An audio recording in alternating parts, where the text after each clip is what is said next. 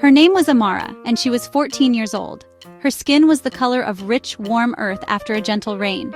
Her hair was woven into tight braids, each one a tiny work of art. At the end of each braid, red and yellow beads clicked softly when she moved. They sounded like a happy whisper. Amara stood tall and proud, her spirit as bright as the morning sun. A joyful smile never left her face. She looked at the world with eyes full of light and wonder, ready to share the magic she found in everything. She was a girl made of sunshine and stories.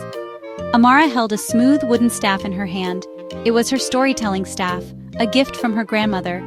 It felt strong and steady, just like the tales she told. Around her neck, she wore a necklace of colorful beads. They rested against her skin, a rainbow of greens, blues, and oranges. Her wrapper was a beautiful cloth full of patterns that danced and swirled. It was the color of a vibrant sunset, wrapping her in warmth and beauty. Every piece of her clothing told a story of its own, a story of her people and her home. She stood in front of her home, a cozy hut made of mud bricks. The roof was made of thick golden thatch, dried perfectly by the African sun. It was a simple home, but it was filled with love and laughter. This was her special spot, the place where she gathered the little ones of the village. A small, brilliant blue parrot named Coco sat near her feet. Coco was her friend and sometimes joined in her stories with a happy squawk. He would ruffle his bright feathers, as if he knew all the secrets of the tales. Today, like most days, a group of small children sat before her on woven mats. Their eyes were wide and fixed on Amara. They knew that when Amara held her staff, it was time for an adventure. Her joyful attitude was like a magnet, drawing them in. She didn't just tell stories, she lived them. Her confidence was a gentle shield, making every child feel safe and included. They leaned forward, eager to hear what world she would create for them today. The air was filled with happy anticipation. Amara's village was a beautiful place, nestled between rolling green hills. In the distance, tall acacia trees stood like graceful guardians against the clear blue sky. The sunlight was a warm golden blanket that covered everything. It made the red earth glow and the green leaves shimmer. It was a happy light, a light that made you want to sing and dance. The air was fresh and clean, carrying the sweet scent. This was a place where nature and people lived together in harmony. The village square was the heart of their community. It was a lively, bustling place, always full of color and sound. Woven baskets of all shapes and sizes were piled high, filled with yams and grains. Clay pots painted with intricate designs sat cooling in the shade. Goats with curious eyes wandered about, their little bells tinkling softly as they nibbled on grass. The sounds of women chatting and children laughing filled the air, creating a cheerful melody. It was a scene of peaceful, everyday life, bright and full of energy. The huts in the village were like Amara's, built close together to form a friendly circle. Each home had its own character, with unique patterns painted on the mud walls. Some had symbols for good luck, while others had drawings of animals and birds. The thatched roofs looked like golden hats under the bright sun. Smoke curled gently from cooking fires, promising delicious meals. The entire village felt like a warm embrace, a place where everyone knew each other and shared their lives, their food, and their stories. The warm sunlight touched every corner of the scene, making the colors pop. The red and yellow of Amara's beads seemed to shine even brighter. The blue of Coco's feathers was electric. The patterns on the wrappers and the clay pots were a festival for the eyes. This golden light chased away all shadows, filling the village with a feeling of warmth and happiness.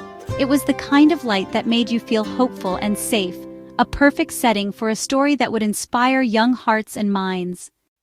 Amara began her tale. Her voice was clear and musical, rising and falling like a gentle song.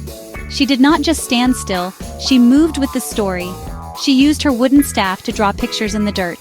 The children could almost see the things she described. Her gestures were big and expressive. When she spoke of a giant, her voice grew deep and she stood on her tiptoes, stretching her arms wide. When she described a tiny mouse, she crouched down low and whispered, her voice as small as a secret. The red and yellow beads in her braids swung and clicked, adding their own rhythm to the tale.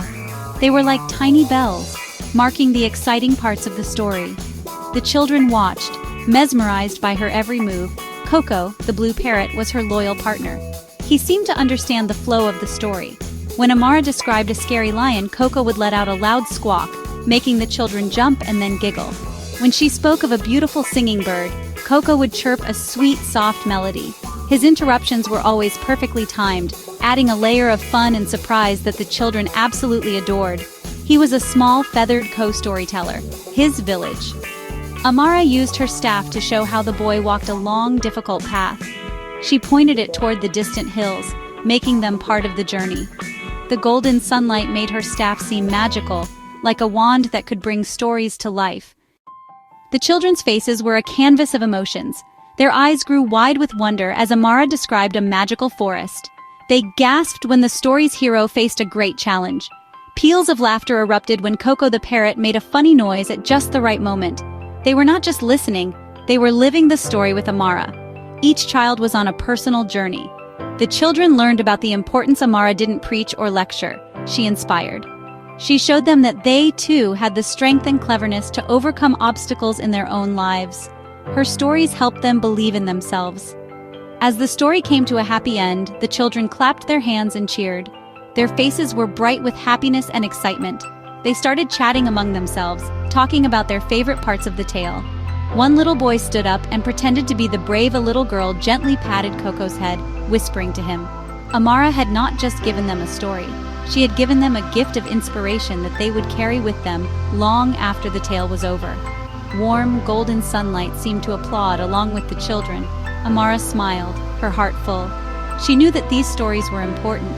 They were the threads that connected the past to the future. By sharing these tales, she was keeping the spirit of her village alive. She was a beacon of joy and a keeper of wisdom, the girl with the beaded braids who filled her world with light, laughter, and the endless magic of a good story.